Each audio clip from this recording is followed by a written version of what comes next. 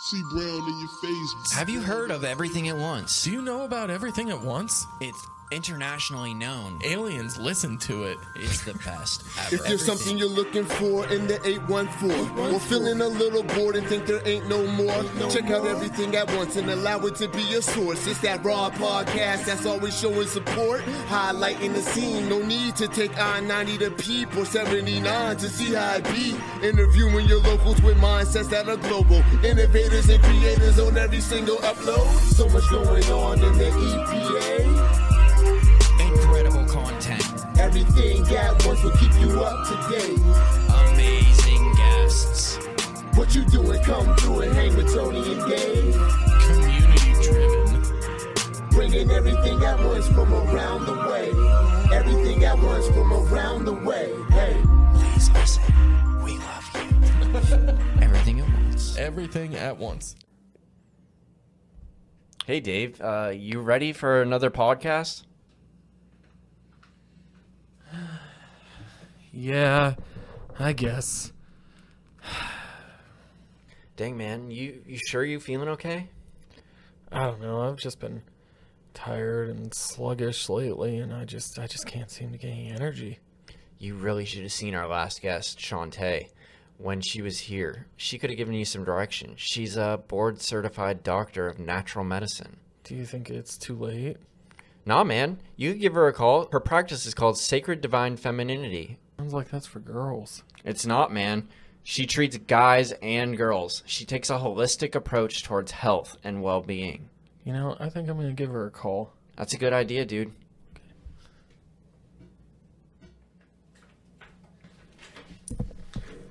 Hey, Tony, what's up, bud? Wow, Dave, you're looking a lot better. I'm feeling a lot better. Thank you so much for getting me in contact with Shantae. Yeah, Sacred Divine Femininity really seems like it did the trick for you. It really did. I'm ready to do the best podcast ever. Let's do it. Yeah! It's time to introduce this show.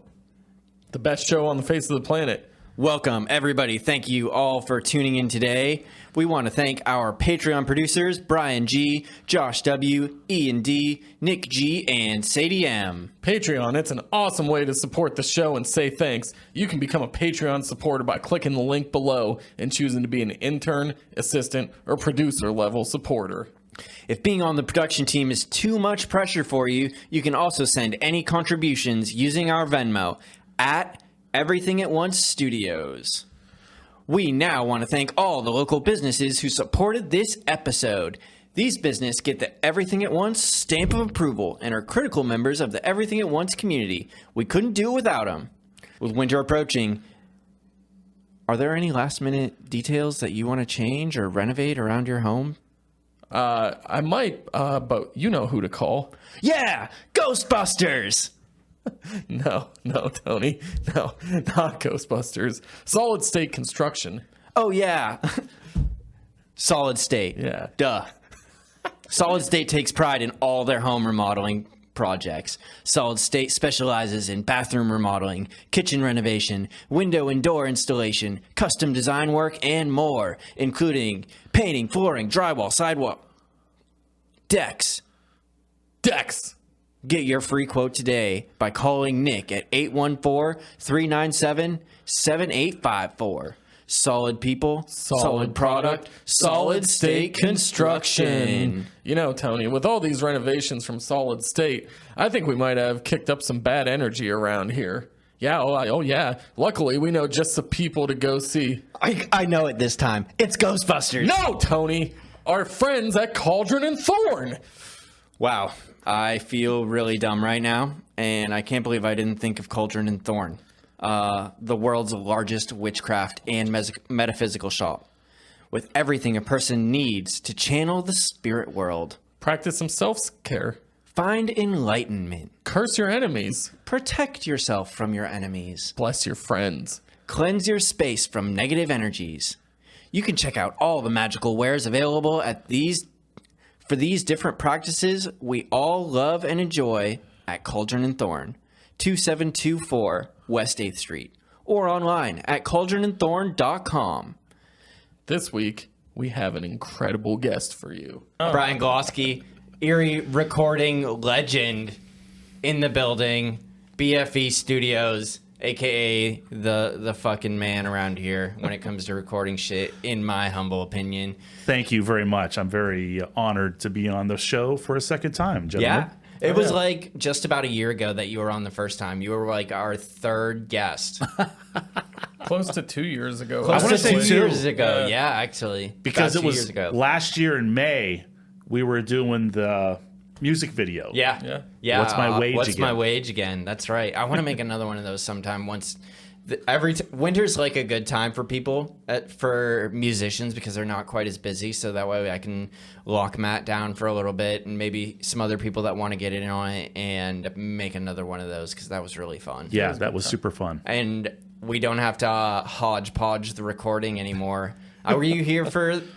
I know you were here for some of that, and there came parts where we had to play back off of my headphones connected to the computer because my old interface it wasn't two-way, it was just one-way. Okay. Sending, so it wouldn't play anything off of my DAW back into the headphones, and now we have the capabilities and the technology. So it was like unplug from headphones from the computer, plug headphones into the computer, play the DAW through the headphones in the computer, and record from the little interface that I was using. And now we don't have to do that anymore because we have upgraded.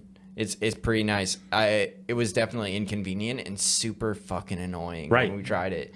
Having to just not being able to just play the drum track back when we're trying to record guitar, you know what I mean, and all that other stuff, and the bass. But it's going through shit like that helps you learn on not what to do, but you're learning the struggle.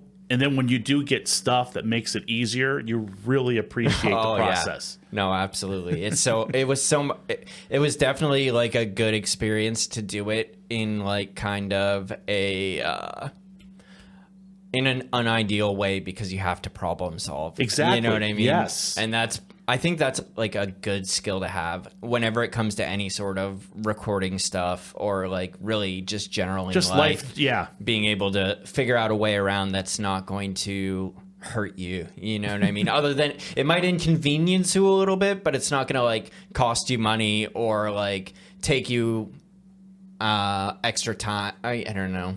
It's just a good way to figure things out. And that's something that a lot of these younger generations are losing.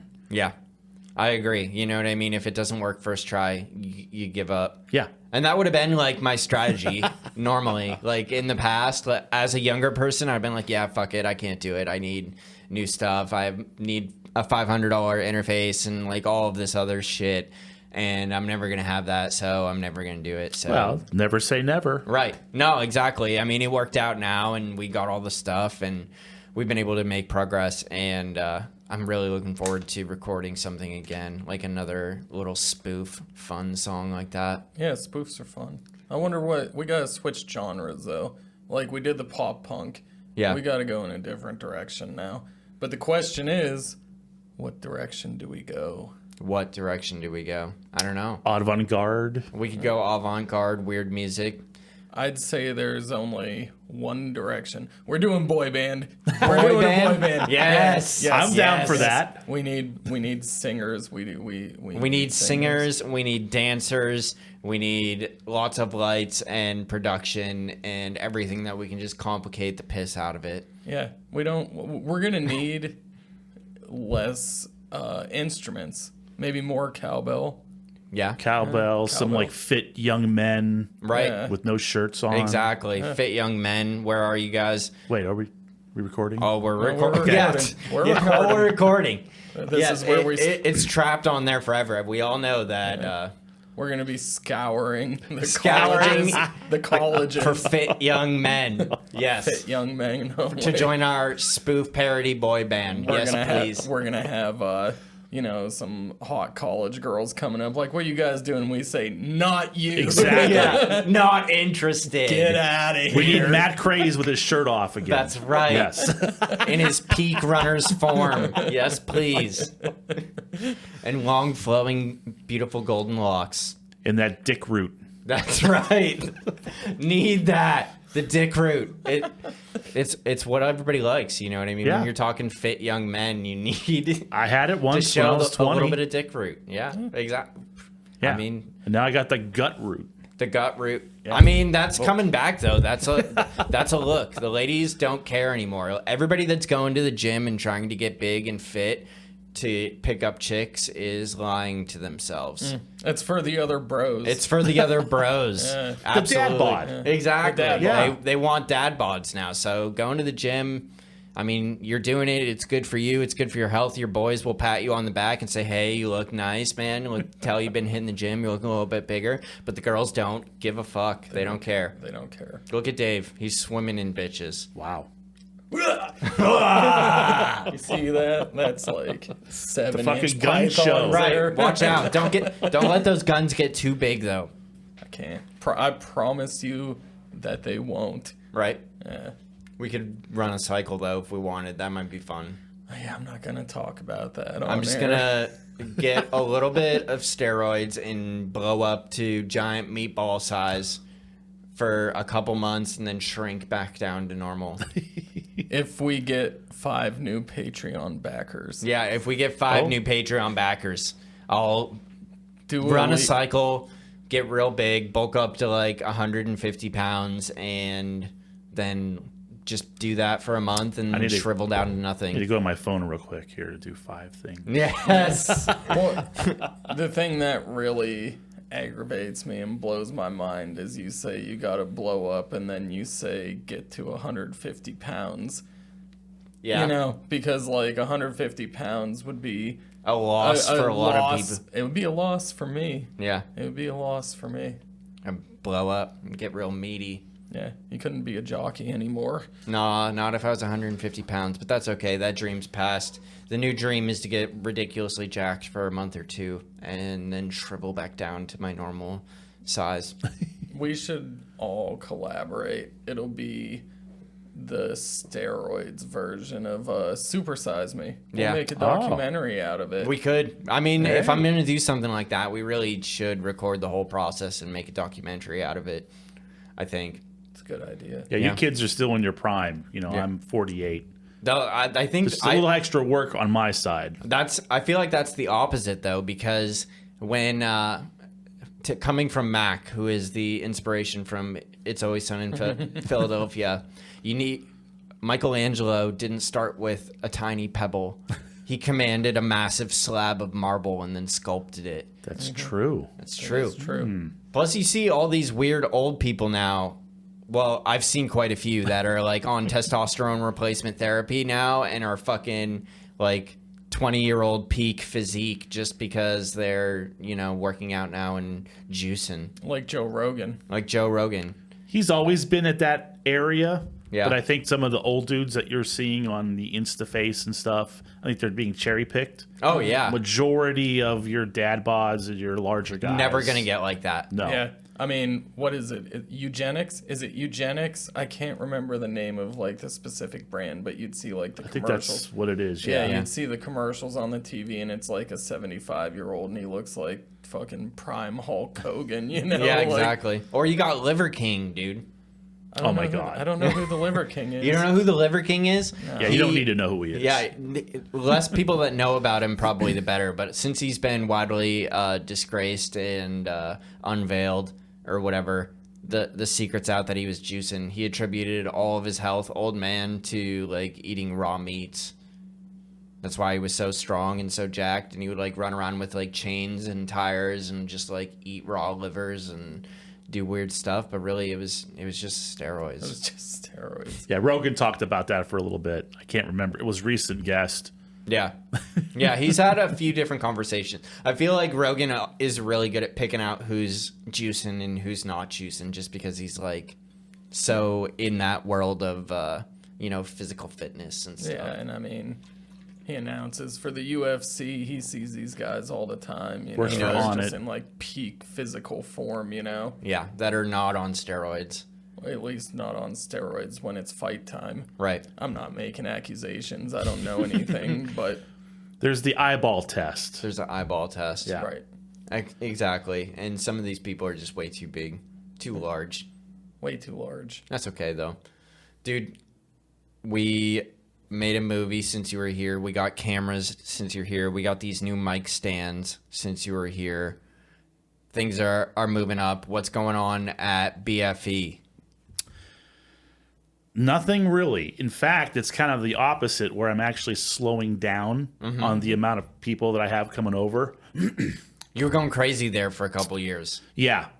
2 years ago, I was mad crazy. I was juggling work, girlfriend, farm, and the studio. And now what I'm doing is I basically became a born-again farmer. Good. Okay.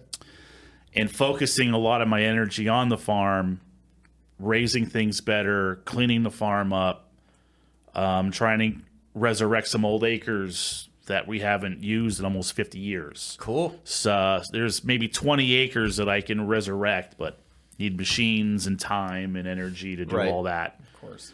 But yeah, just slowing down on the studio. It's basically down to like maybe 5, 7, or 8 people or projects that I'm just kind of maintaining. That's pretty cool, though. Yeah. It's good to be out in the farm. I feel like that has a lot of value intrinsically as a human, just to grow things and be in the dirt and be a farmer. Well, it's some of that, but it's the thing of we only farm 52 acres, and it's just enough to pay the taxes and enough input costs for the next year. Right. So trying to improve on the logistics on growing things better Right. to get a little bit more out of it, to not only pay for all your shit, but have extra Right. to like rebuild equipment, get more equipment, No and doubt. so on. That's awesome, dude. That's good to have that goal and to have that mindset of continued growth. You know what I mean? We might need to shoot something at your farm at some point in the not too distant future, Okay. like a music video. I'm sure you've listened to Tyler's new album. I've listened to a few songs. I regret that I have not listened to the entire album because he recorded out at SUMA. So I was listening to a bunch of songs like, hey, this sounds really good.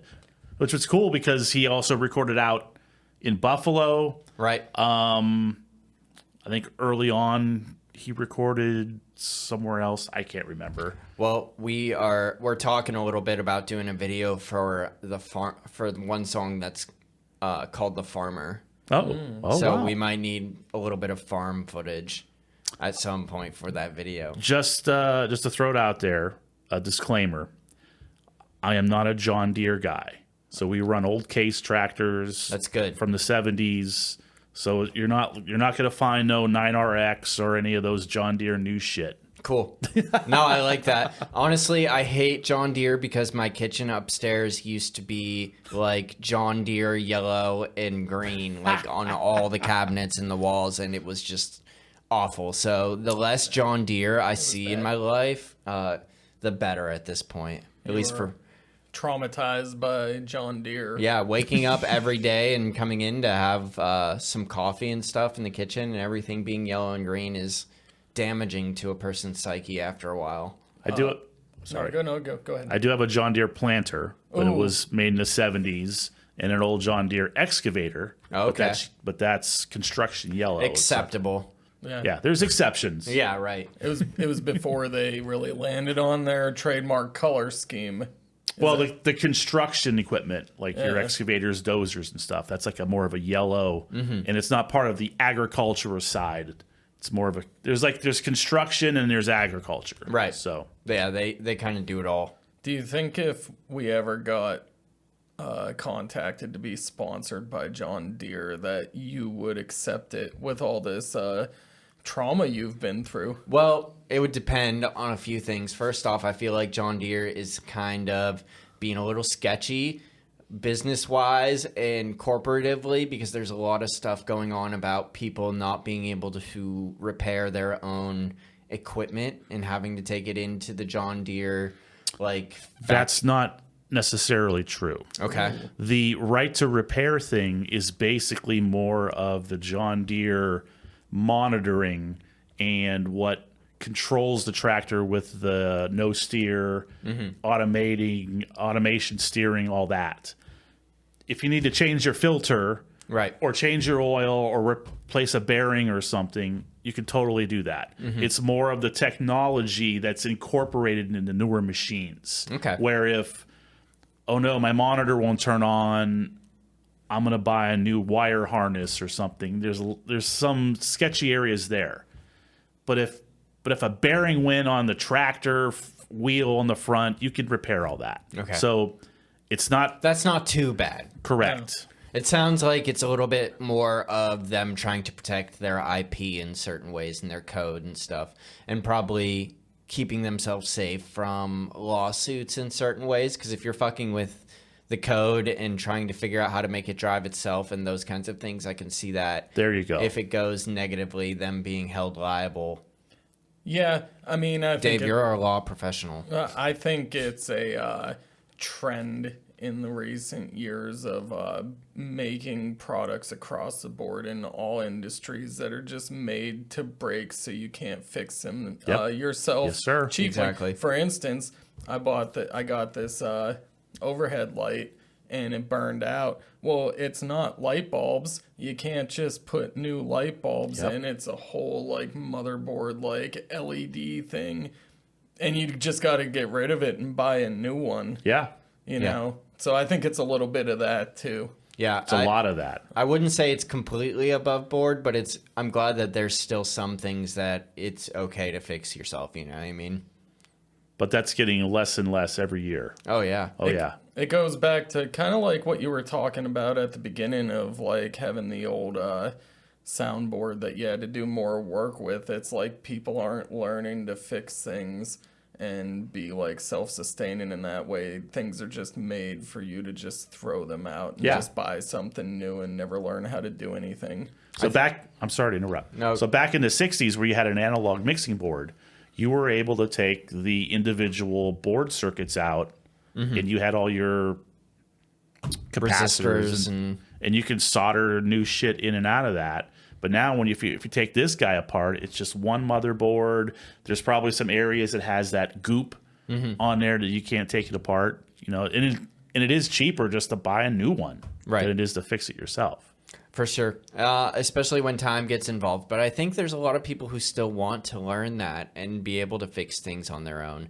Despite otherwise, there wouldn't be like this resistance towards it. You know what I mean? Obviously, people want to be able to fix their tractor, especially when you think of like an average farmer. I would think they would be a little bit more hands-on as far as like doing their own repairs and stuff like that. You know what I mean? They're the type of people that would want to do that type of stuff. Talk about the ultimate problem solving. Yeah. When you break down in the middle of a field and it's going to rain tomorrow. What are you going to do? Exactly. Yeah. It's just unfortunate that depending on what's wrong with the tractor, you almost got to be a computer engineer to fix it. Yeah. That's For the way it's modern moving. Yeah. tractors. Yes. Right. Because you got the emissions bullshit. They got that diesel exhaust fluid. Everything's all that powered by a computer. Yep. From the starting it to the fuel injection to everything, you know what I mean? A lot of them don't even like really actually physically drive themselves. It's all just like sensors now. At least with cars, I can't really speak to tractors because I don't know about that. It's more of a GPS thing Yeah. where as you're planting the crop, you record the passes, which is on the planter, and then you save all that on the monitor.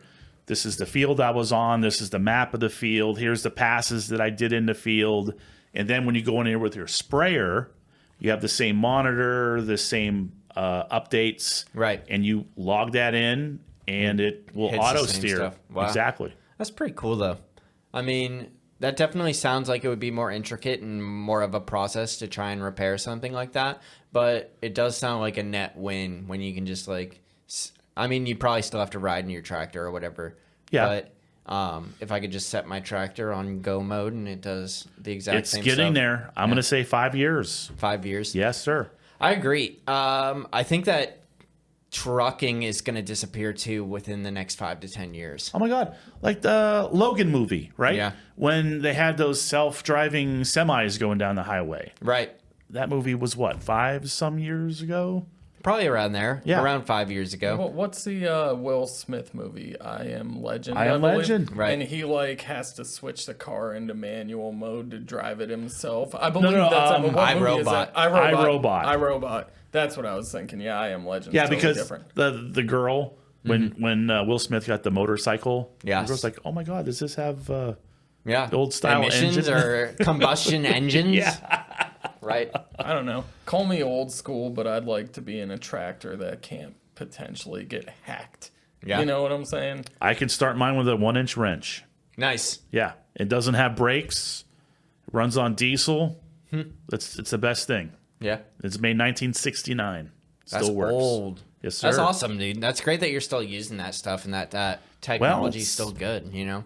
It's what we have. Mm-hmm. You know, my dad got it in the early 80s, and the brakes still never worked on it back then. So over 40 years driving this tractor, you hit the clutch, it stops. Right. It's heavy, you're in dirt, it ain't going anywhere. Right. And you can shut it off, and it'll take 3 or 4 seconds for the engine to die Finish down, rolling, and then yeah. you can let off the clutch so that the gears will Hold give it you- in place. yeah. Yeah. It's the same as like a normal car's parking brake, pretty much. But I'm basically farming still like from 1975. The stuff is that old. Our combine was made in the 80s. You know, every pass is 10 feet, 10 to 13 feet. Mm-hmm. So, but all the big farmers now with their big equipment, 50-foot grain heads, and they're going 7 miles an hour in the field, and they can cover 1,000 acres in a couple days. Right. What do you feel about like the people who are doing more natural farming? That's awesome. And I'm looking into that a little bit as well because it's more about the soil. Right. So if we don't talk about the GMO stuff for a second, it's basically getting your soil more healthy. Right. So it's the microbes. It's having the presence of oxygen or the atmosphere in the soil. So no compaction. Nitrogen, phosphorus. So nitrogen can be done from the microbes in the soil because they extract it from the air. Right. And if the soil is not compacted, basically the air pressure pushes the air in the dirt, and that's what feeds the microbes. The plants, because it's that symbiotic relationship between the plant and the microbes. So the plants will actually secrete sugars in its roots, which feeds the microbes, and the microbes gives the plant that nutrients from from nitrogen, carbon, calcium, and these are things that we don't have. Our fertilizer, which is our NP and K. Right. But yeah, it's with the regenerative farming and more of the organic stuff with not spraying. It's getting a healthy soil first, and it's basically making sure your pH is not too high or low. You need calcium. There's a calcium to nitrogen ratio. There's a magnesium to carbon ratio. There's a bunch of things that you can balance first, and then the plants will grow very well. Right. So when we do talk about GMO shit, where we spray the stuff to get no weeds, and we make sure that the plant has enzymes built into its physiology so that when a bug eats it and the bug dies, Wow. Okay. it's to boost yield. We want maximum yield because it's $3 a bushel for corn. And if you have your conventional corn and you do your conventional practices, you can get 110, 150 bushel. But those fancy farmers out there in the Corn Belt, they're getting 300 bushel. Yeah. And the genetic traits where the corn can grow faster and produce a bigger ear, bigger kernels, fatter kernels, heavier kernels. And when you have no weeds, no competition, and keeping the bugs and insects out, not to mention also the fungicides, Right. the plant is healthy, happy, and it'll grow more. So that's where the whole GMO thing comes into play. Now, there's still plenty of organic farmers where they will raise crops that doesn't have the GMO traits for the glyphosate or the BT trait for the bugs. So they still will do a pre-emergent spray to Right. kill the weeds. But after that, it's more of a cultivation practices, Maybe some kind of foliar sprays, which is more of a fertilizer spray, but maybe plant heavier population so that they canopy to cover the ground faster, so we don't have weeds growing. The soil things that I mentioned before, where you're putting more sugars, more calcium in the soil so the plant's healthier. There's a website called Soilworks. Some guy named Glenn out in South Dakota. He has this thing where it's like, if you have a good, healthy soil, it'll actually prevent weeds. Yeah. Weeds tell a story. If there's a weed growing, that means you're deficient in this, that, and the other. And if you take care of those things, those weeds won't grow, but your crops will. Yeah. Shit like that. There's a similar idea or philosophy behind like bugs and insects getting towards plants, because bugs can't actually see plants because they can't digest the plant unless it is already being taken over or attacked by a fungus or a bacteria or whatever it is that's harming the plant. Yeah. So if you have healthy plants, then you don't have to worry about bugs. when you have a healthier plant, the wax on the leaf is a little bit thicker, and it's a little bit harder for some of those bugs or funguses to get on the leaf because that wax is thicker. Right. Yeah, I mean it's all a system, and I'm glad to hear that you're interested in that kind of stuff, because I think that generally like a lot of modern farming practices are not super sustainable long term. I don't know, because the ground still is producing vegetables and plants and weeds and whatever the fuck. Sure. You know? But they keep requiring more nutrients added and the topsoil disappearing. So that's the thing. Yes, because we want more yield, we need to put more into it so we can grow things a lot bigger and stuff. Right. And it does get to a point where it can only do so much. But there are a lot of people that are aware of that. Right. So dealing with cover crops. So you even though you combine your crops, you plant something like a wheat or an oat, clover, to keep living roots in the soil so the microbes are still there. Right. And then in the springtime, you can plant your crop into the live cover crop, or you can decimate the cover crop, then plant into it, or tillage. We're a tillage people. We don't do a no-till. Yeah. And it is my opinion, over the last couple of years of like super learning of some of the stuff, they'll tell you that tillage hurts the microbes because you're putting oxygen and it burns all the organic matter. False. Yes, some of the microbes do die off when you disturb the soil, sure, but you're loosening the soil, the microbes come back, and you still grow stuff just as good. Right. You could do things like strip till, which is sort of half no-till, half tillage. So you don't plow the field. You go in there with a bar and basically slice in the field, and you can drop your fertilizer nutrients in that slot. Right.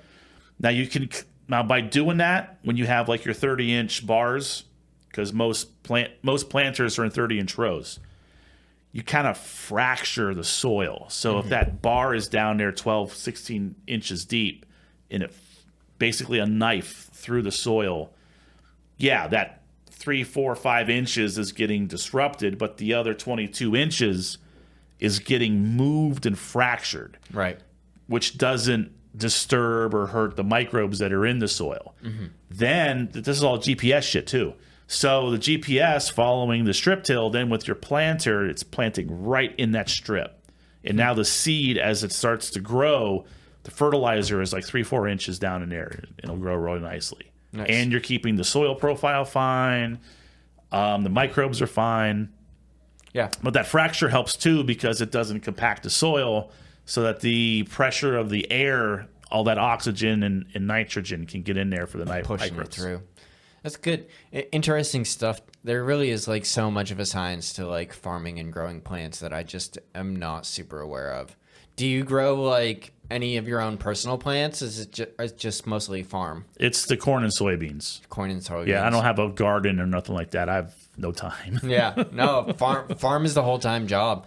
I'm curious because I'm very bad at growing like house plants. We have like a couple tomatoes in the back, and they're not doing great. I mean, they're okay. They're gonna grow tomatoes, but they don't look like they're really thriving. As long as you're not using city water. We probably are. Probably are using city water. Fluoride and chlorine. I don't think that does good for the soil. No, probably not. Probably not good for the plants. Try using electrolytes. Yeah. It's what plants crave. Is it really? Get some Gatorade. Some Gatorade? Water. That's a idiocracy. Yeah, I know. Thank you. Yes, idiocracy. It's what plants crave. What is the stuff called? Mundo or something like that? Mundo. The weird juice. Yeah. Or Gatorade that they give them. It's got what plants crave. We're moving closer and closer towards that all the time, I think. Oh, absolutely, dude. Yeah. So many people that are career based, they want to hold off so long to have kids and have a family. And women per se, with the whole gender, women don't get paid as much as men argument and stuff. Because when you're pregnant and you have to take time off, and what is a company to do? I mean, yeah, they can be nice and still pay for you, but you're not there. Right. No,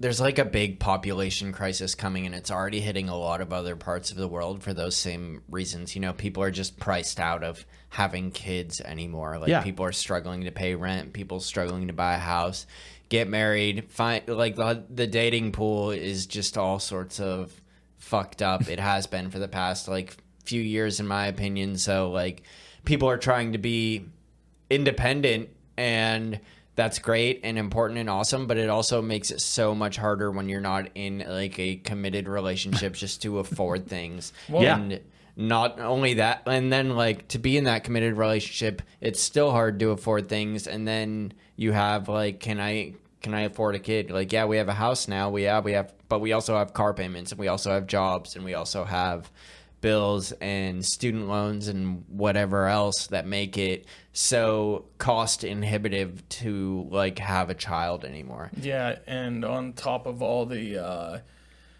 cost deterrence, it only takes a couple minutes of scrolling on social media, TikTok, Facebook, whatever, turning on your TV to get that wonderful feeling that the world's just about to end anyways. Right. So why would I want to raise a kid in this hellhole? I know, exactly. Right. It's like the first generation where people are feeling like they can't provide a better life for their offspring. You know what I mean? At least that's a common sentiment among people of child rearing age, I think. I've known more and more people in my age range, through the years where it's I can't have a kid in this world, and then they just have one on accident, get pregnant, and they're just well, we're gonna make the best of this. Yeah. Less and less people who are planning okay, we're gonna raise a family. It's well, I guess this happened, so, let's just try our best. Right. And that's kind of the theme behind Idiocracy, too, is a lot of people end up pregnant that are not fully prepared or, have a plan or stability or the things that you need to raise a child, and those children have children, and it's kind of just this huge epidemic until we end up with no smart people anymore. Well, that's why our hopeful, if you watched the episode last week, our hopeful star guest of 2025, Elon Musk, will get a good chunk of us on Mars within the next decade or so. We need to colonize elsewhere. Colonize elsewhere and make things better. I wonder if you could. I wonder if you could make some cool edible plants on Mars. I have to get with. I'm stroking. Comedy's all about timing. What's his name? The actor guy. The guy that acts. Oh man. Yeah, I know. Narrowing it down. Yeah, dude. Yeah. I got it. The movie The Martian. I don't know. That's before my time, I think. The Martian. I've seen. What about him though? I've seen Mars Attacks. That was Jack Nicholson. I am I'm literally showing my embarrassment on the camera that I am blanking on. It's a famous actor. He's from Boston. What's his name? Ben Affleck? He works with Ben Matt Affleck. Damon? Thank Damon. you. Okay. Let's start over with the joke. Jesus Christ. Matt Damon. I would have to get a hold of Matt Damon so he can teach me how to grow crops on Mars, because that was the movie The Martian. Right. He got left off. I guess there were some people on Mars, and there was a big storm coming, so everyone left, and Matt Damon got hurt and was left on Mars by himself. And the whole movie is, okay, these people are gonna turn around and go save him, but it's gonna take like months. So he ended up figuring out how to grow potatoes and shit. Interesting. So I think that's like a common theme too. I feel like they build giant bubbles, and then I don't know if they'd have to like revitalize the soil like long term, which is kind of what they do in like Dune, or what they talk about in Dune, and what is like actually happening in China, how they're trying to like repurpose or turn a desert into like lush green paradise. We'll have a lot of free land once the icebergs melt. Yeah. You know? Yeah. Or it'll be And- underwater. We'll have even less land. Yeah, Antarctica's a pretty fucking big continent. Yeah. I have a couple things to add about this Mars thing. Okay. First of all, Neil deGrasse Tyson says that it is a lot cheaper to just fix the planet that we're on versus terraforming. Move and Mars. living. Yeah. I'm not a scientist. I'm a fan of science. I think that I'm pretty intelligent. So the things I'm about to say, if you want to tell me that I'm wrong, go ahead. The thing with Mars doesn't make sense to me. Number one, Mars is a smaller planet. Gravity's less. Number two, Mars is technically a dead planet. Right. Which means it doesn't have a magnetic field to protect. From asteroids and No. It's sun flares, solar flares. yeah, the and charged EMPs. particles coming from the Yeah. sun. Solar wind. The reason why the Earth still has a nice atmosphere is because it's protected by this magnetic field, because it has a molten core with your nickels and your irons, and when it moves and flows, it produces Makes our this- magnet. Correct.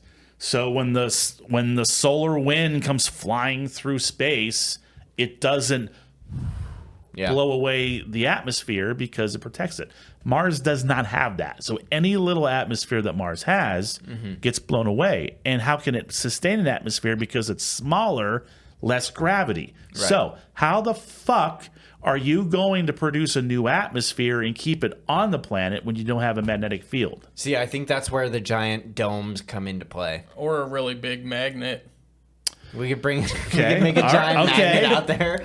Dave's over here thinking. Nuclear reactor in the center of Mars that just heats all of the iron and nickel around there. But I think that terraforming Mars happens more in like big domes and bubbles, like glass, like what are they? Glass houses, Like biodome? like Polyshore? biodome, Polyshore. like greenhouses. Greenhouses, You know what I mean? Like all right. self-made greenhouses that you have like a small chunk where you revitalize that soil, and that's where you live and you grow your food and all your animals and all that kind of stuff. But the thing is figuring out how to either get those materials to Mars or having the infrastructure on Mars to be Some able of to make those the materials. the things with going to Mars and terraforming Mars, where it's about water and it's about those resources, and they're thinking that there is resources on Mars to do that shit. Yeah. There's a There's lot of ice talk or recently something. about like underwater Yeah. aquifers Yeah. on Mars, like big, huge underwater aquifers on Mars. My favorite thing is when they're like, Planet 9322, 4 galaxies away, has the identical makeup of Earth. Thank you. And we Right. will never fucking get But how there. do they even know that that planet has oxygen and all that shit? It's so far away. That's why we're not scientists. We're not. Yeah, exactly. They're like, ooh, it's a marble that looks like our marble from It must far be away. the same. It must be the same. Will we ever get there? One of my best friends knows physics. so much better than we do? And the answer is absolutely the fuck not. Thank you. We're not going to get there. Right, because it's what, 1,000, 3,000 light years away. Right. So you got to travel the speed of light for 3,000 years to get there. Right. Or we're seeing it's generational. but we're seeing this planet 3,000 years ago. So maybe the planet is no longer destroyed there. by now, Yeah. probably. Yeah. There's also, I've read quite a few books about like generational spacecraft where like whole like series of civilizations live on like giant spacecrafts that kind of move, and they have kids and they repopulate, and it's like self-sustaining and all of this kind of stuff. So 3,000 years is not really out of the picture as long as they can build like a self-sustaining spaceship and get it going really fast. Yeah. And then have like 20, 30 generations of human beings living on it. So two problems with that. Cool. One, moving that really fast is going to, from my understanding, kill everybody on board. Maybe. Okay? Maybe. I'm a Two- Tony here. Two, fueling. Well, there's no friction when you're traveling through space. So once you get it to that speed, it's going to stay at that speed. And for other fueling, that's where like the self-sustainability comes in. They have to get really fucking good at sustainable farming and figuring out how to build energy through like nuclear reactors or however the ship is powered. Well, here's the other thing, not to interrupt you. No, go ahead. It's not that you are moving through space, it's how to move space for you. Right. That's some of the theory. The higher level. Yeah. Like physics. these TikTok things. Number three. Number three, you're probably going to get hit by an asteroid. Going that fast? Yeah, I mean, you have to find a pretty good path that's wide open that you're When not gonna Captain crash into Kirk anything. says, warp speed, and the Enterprise goes Right. straight line, and the stars, woo, they're missing all that shit. Yeah, that's Yeah, not it's the important. computer. Right. Well, I think the fact now people can make their arguments. There's The Millennium Falcon, The doing Millennium the triple Falcon, run. easy. Yeah, I 3 mean, parsecs. Or 12 parsecs. yes. In the Kessel run. That's what it was. I'm sorry, I said the triple run. I'm sorry. No, it's okay. The Kessel run not in 12 much of a nerd. parsecs. Yes. Oh, man. Yes, and there's hobbits running around on this earth that just hide from us so fast we can't see them. Yeah, that's Yeah, true. we can see the planet, but we can't see the hobbits walking around on it. Yeah, The that's atmosphere exactly probably right. protects them. Well, let me think for a second. There's been people who have said they've seen them, and I don't want to call people liars, but like we've never like truly out in the open, full scale seen extraterrestrials. Right, allegedly. Allegedly. You would yeah, no, I feel like you would think. Come on, Dave. I feel like by this point, like every single like extraterrestrial mission wouldn't be like super covert, and they'd meet one guy in his backyard. Yeah, You know? maybe. But at the same time, when the aliens come here and they meet people in their backyard, why the fuck do they want to get taken to the leader? They want to go meet Joe Biden or Donald Trump Or Kamala. or Kamala or whoever our next president is going to be. Why would the fuck would they want to talk to them? They're just, I feel like they can recognize and perceive the bullshit that flows around American politics or world politics. Well, if they're smart enough to fly through space from another planet super far away, you're probably right. But the people who construct these ideas and stories are living within the society that we have created, so it only makes sense that you're going to be taken to the leader. Well, what do you think about this? Okay, instead of going to outer space, we go underground, deep into the center of the Earth. I think you're onto something there. Yeah, I would agree. Instead of going out, we go in Yep. and submerge ourselves underneath the Earth's crust and we have like geothermals down there to constant provide 50 heat. degrees. And we build artificial light, which we're good at. We're closer to the Earth core. Maybe we can steal some power from there somehow, or through the geothermals. And we just move to the center of the Earth once the top of the Earth is destroyed. This is what you need to discuss with Elon Musk when you have he him gets on. here. Yeah, When he's on, yeah. I want to talk about like an Atlantis type situation. Yeah. under the Underwater, sea. under the sea. I feel like under the sea is a good strategy too, but I think under the Earth is a little bit more of a feasible goal because I feel like you need giant domes then if you're going under the sea, you know. You got the monsters, the sharks. Right, the megalodons. Yeah. I feel like under the sea will be for. I could be wrong because we're not there yet, but I feel like under the sea will be for the extremely wealthy elite. They'll live under the sea. They get some nice views. Everybody else is Okay. under the Earth, and all the crazy people will be in tubes blasting to other planets. Exactly, because you get out from your little dome. I'm sure that'll be doable, and they can take a nice trip up to the surface and go walk around on land for a little bit, and then go back under the sea. Yeah, I'm going to go back to what Tony is saying about going underground. think that's the Star move. Trek, the Genesis machine. Boom. underground, easy. Yeah. Mole people. Yeah, I guess there is the mole people and the crab people and any other species that might live under the Earth that we would probably have to go to war with because that's generally how things go when we Yep. take over new areas. And it is possible in the Matrix where all the humans had to go underground. Underground, yeah. Yeah. Get away from the machines. I'm starting a urban legend that's why earthquakes happen.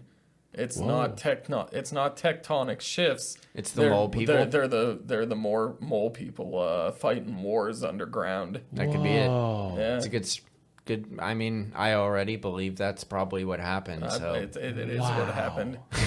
Yeah. you heard it here first, people. We're breaking the story of the mole people. Oh no. That is awesome. Camera stopped. That's okay. We're not done. We won't have YouTube for this one. Well, you know why the camera stopped? Let me speak to the people real quick. Conspiracy. The conspiracy Yeah. people. Wow. This isn't the first time that the CIA has tried to shut us down here, and they froze us while we were cooking. Yeah. While we're getting real deep, that only makes sense too. We're plotting about how to move to the center of the Earth. I think it debunking started when I space was travel. talking about soil and let's get rid of GMO. Did you stop that, or did the CIA? I stopped it now, but it's not. It's been right here for I don't know however long. You were like that, and I was like this, and Brian was like that. I don't want to take credit because we were all doing great things, but by the way you're both looking at me, it was something I said that really fucking set him off. Probably, you ended it. Well, Freeze this Dave, video. good work. Yeah. For breaking the news. We can't be stopped. The video is still getting audio, or the audio is still being tracked. So we will have a podcast one way or the other, and the word will get out. So you're doing the people justice. We're gonna have on YouTube. Actually, I'm not in charge of this. This would be Tony. But for this last 15 to 20 minutes or whatever we're doing, we're just gonna have a graphic of mole people fighting instead of a That is video. what I can confirm. That is what will be. So all of the people who want to watch on YouTube or anybody who's listening and want to see the mole people, go on there. And I'm gonna have ChatGPT make us a mole people rendering because it's the future.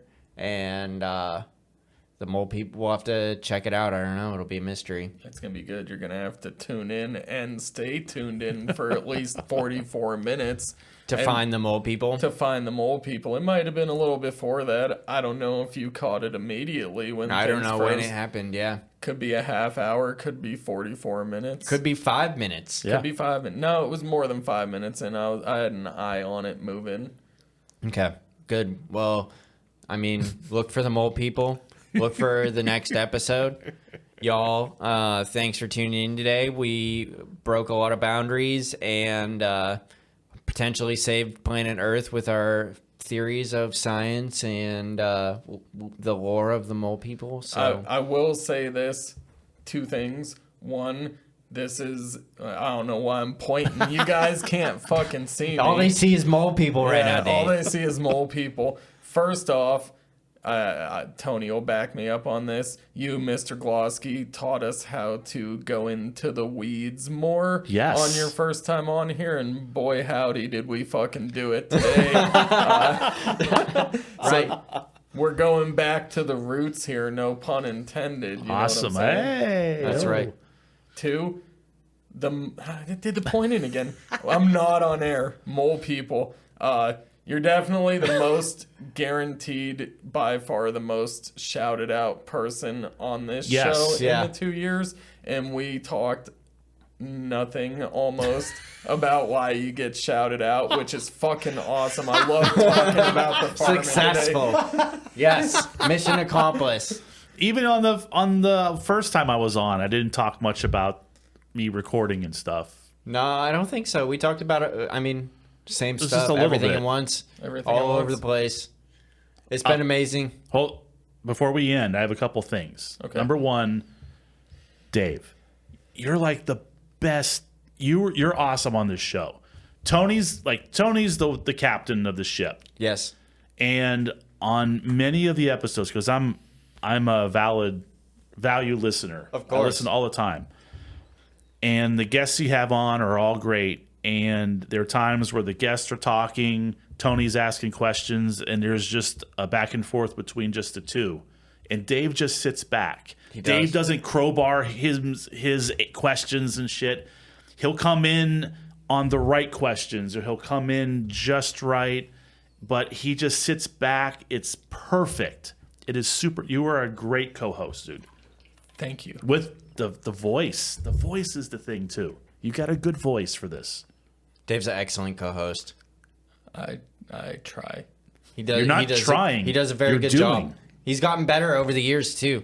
That's correct. Yeah, I guess it is like actually over the years. Over now. the years. My new goal for our lunar year starts in August. So for this new year, Dave's new character arc. my new character arc is saying the kind of outlandish but possibly verifiable things in the future that will get our video stopped every single week. That's a good arc. It's a good arc to follow. It's We'll be almost- watching closely. It's not a super villain arc. I'm gonna try to be the hero that everybody needs. That's right. Thank you. Actually, Dave. you should be the superhero, or you should be the super villain. The super villain that everybody actually needs. I am stealing this from a comedian, but it seems that the villain wants to change things, and it's the superheroes that try and stop change and keep things the same. It's true. That's why I root for the supervillains. Plus, they're funny, they're cool. Right. They got layers and Yeah. shit. They usually got some pretty fucking sick superpowers. Yeah. Or technology. Or technology. I can promise you I don't have either of those. I'm good at co-hosting. Another thing I also want to say, I wanted to ask you, Tony. Yes. You've been to the Mothership comedy Yeah. thing in Austin. It was amazing. How did that go? Oh, Please dude, tell he me. was so good. I saw Tim Dillon. I don't know if you've listened to him before. Oh, yes. When did you go down? Like, how long were you down there? Or We was were it just- down for a week, and it was about a year ago. Yeah, about a year ago, in May. It was like shortly after he had like officially opened, like within 6 months of them actually opening. And it was super cool. We went in Small Boy. That was the theater we're in. It was pretty small, maybe like 100 people in there, packed in there. And we saw a couple local comedians open up, and Tim Dillon was the headliner. We actually were going to like an all Austin show, and they canceled it like the day before. And I was like, oh, fuck, what are they going to do? Or are they just not having a show? And I looked on the website, and I'm like, oh, fuck, Tim Dillon, hell yeah. Because I think he is hilarious. I think he's super funny. His podcast is hilarious. He's one of the best ranters out there. His stand-up's real good, too. And So you just went. so we got tickets to that instead, yeah. That was just one day you went there. You didn't Yeah. go there multiple times. No, just the one night. We spent a week down there. We did a bunch of stuff down there. We went to these caves. We hung out around Austin, and we rode horses. Did some real Texas shit. Went and saw the river, the lake, or whatever they call it down there. Went to this big park. We had a good time. It was a fun trip. I definitely like Austin. Could see myself staying down there if Texas's politics weren't so inhibitory towards women. But it was a great trip. It was really cool. I'm super happy to be able to do it. He's like Joe Rogan's like the holy grail of podcast, in my opinion. And bringing comedy to Austin. Yeah. Because Austin is really big with music. Like I consider like the top 3 music cities for sure. And now comedy is basically Popping off. Right. Yeah. Yeah, since COVID, the whole Comedy Store thing, Rogan's like, I'm fucking out of here, goes to Austin. And he's doing it right by making that comedy scene for the comics. They're getting paid, all that shit. Yeah, it's flourishing. You know, what's good for one business or one theme or one like genre or whatever, however you want to categorize it or classify it, is good for everybody in the whole area. You know what I mean? It's not about competition anymore. When one person does well, many people do well because of it. And I think that's what he's doing out there. It was really good. I'm good a trip. big Kill Tony fan, so I watch a lot of the YouTube ones when he's down there. He's so funny. Yeah. And they had a Kill Tony. That's what I was going to do instead. We were going to go see Kill Tony instead when they canceled it. But then I saw that they canceled it to make room for Tim Dillon. So we just bought tickets to that instead. But it was super cool. He's hilarious. It's great to see him in real life. Would you ever do comedy? Are you a comedy fan where you would try stand up? I would try it. I don't think I put enough time towards it. I have like a jokes actual page on my phone in my notes somewhere. Nice. There I write down like little funny ideas that could turn into jokes, but I haven't really dedicated enough time into it. We talked about doing a comedy next after we were done with Paranormal, and now we kind of got sidetracked with some other idea, but I'm still not opposed to doing like a short comedy. You had movie if we that wanted to. what's that guy's name? It's a local guy. There's an actual comedy scene in Erie. Yeah, Jim Franks and we Dan. had Dan. Dan Brady. Yes, from that guy. Flagship Comedy Festival. Yeah, we'd like to get more. I guess Frank Stramilla is a comedian too. I think he's local. He's been popping up on my feed. Frank, if you're out there listening, or if anybody knows him, put him. Aaron Forsythe, I think, is getting into comedy as well. Yeah, I mean, there's a few local comedians out there, and they were doing like these cool pop-ups for a while at like secret locations in Erie. I haven't seen any ads for those recently, but I know that was a thing that was going on for a while. They would like tell you the day of like where it was going to be, and that you didn't have any idea who was going to be performing or anything like that. But it sounded like fun. Something I'd like to check out if those ever go on again. Yeah.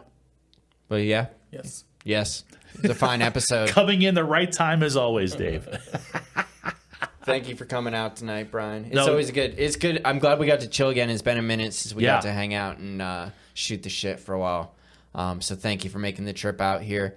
We hope everything's going well on the farm and that you're staying busy and meet those goals that you're reaching towards, and keep recording music. Maybe if I come on again, we can actually get into the whole recording thing and the history and how it started. Your come to fame, your legendary status, your build up to legend status in the local recording scene. I was looking at my computer this morning actually, and I looked at all the files of the projects and people that I had.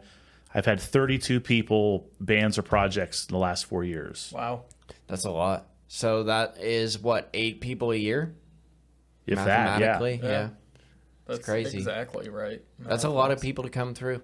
Yeah. It's a lot of bands, a lot of music being made, giving these people a place to record and have amazing sounding professional fucking recordings, and it's a getting blessing there to so many people. Dude, it's been there, man. Your shit sounds amazing. The production quality, all the stuff, all the intricate shit that you put in there to make them sound better than they normally do is definitely noticed by me, and definitely, I'm sure, noticed by a lot of other people that would notice that kind of stuff. So. I really do. I just learned some new vocal recording tricks with whispers, adding a lower octave in some background things Yeah. where it's like a what was it? Queensryche. It was a Queensryche thing where they added like these different layers of the background vocals. I also learned on how they used to generate that reverse reverb, that ghostly sound That comes back to yeah. I just learned how they used to do that with the tape machines and how like you could easily do it on the DAWs. Oh, yeah. It's like, holy shit. I'm sure it's easy on a DAW. That is always such a creepy noise too, especially on like drums or cymbals. Yeah. Like, So on the upcoming Cheap Thrill album, we're gonna have a lot of that type of stuff on there. awesome. But I do want to say to everybody that shouted me out, because it's very humbling, and it's just, again, thank you very, very much. And I'm not going anywhere. I'll still be recording. It might be just a little less, but I'll still be around. I might not be out as much because I'm going to be on the farm most of the time. But That's right. Priorities, man. yeah, It's important to have them and to find balance, and to that, sometimes that balance looks different at different times, And winter's coming. Yes. Winter's coming. that's right. The musicians are going to need something to do because they're not gigging, so we'll find them. But I also want to say, we just talked about how it's a community. We not praise, but we want to help each other. There's other guys out there that are recording. yeah. Sean Clark. Sean Ben Clark's Waite. amazing. Matt Boland's got Matt his new Boland. studio Yes, sir. up going. Dude, His stuff helped sounds you- great. Yeah. Yeah, he was a huge help on the movie. Huge help on the movie. Audio was awesome. Yeah. I'm telling you. You didn't hear it because that room did us some serious favors, but some of those rooms sounded a little roomy. You were like the only person I was really worried about noticing it. But with the room that we were in and all the reverb that was going on those concrete walls and concrete floor, you couldn't even tell. It sounded great. During the argument parts where the audio got a little louder, that's the only thing I really, quote, noticed. But I was watching a movie. Right? Yeah. Thank you. Yes. Yeah. Great work done by everybody. Yeah. Great Exactly. work done by everybody. Matt was huge. Everybody was huge. Next time we do it, if he wants to come and record with us, we would be very blessed and very fortunate. And I'm going to have some better gear for him next time, too, to use. So that'll be exciting. Yeah. Exciting. I mean, the stuff we had was pretty good. I mean, we used Audio Technica shotgun mic, one of the long boys, but it needs a different harness for it. And I'd like to get some lav mics, too, to go around the room. And we know a little bit more tips and tricks about not getting those rooms to sound so much have so much reverberation when they're so empty, like an Airbnb is. So keep your eyes peeled. The next one's gonna be even better. Thank you again for coming out. Thank you for inviting me, guys. Thank you so much. Yeah, for sure. It's a pleasure. All y'all. I don't know why I'm pointing to the camera now. You can't see me. All you see is the mold people. Have a great night. Thanks our sponsors. Thanks all the people who listen. Y'all have a wonderful day. Peace out. And stay black. That's the most important thing. That's right.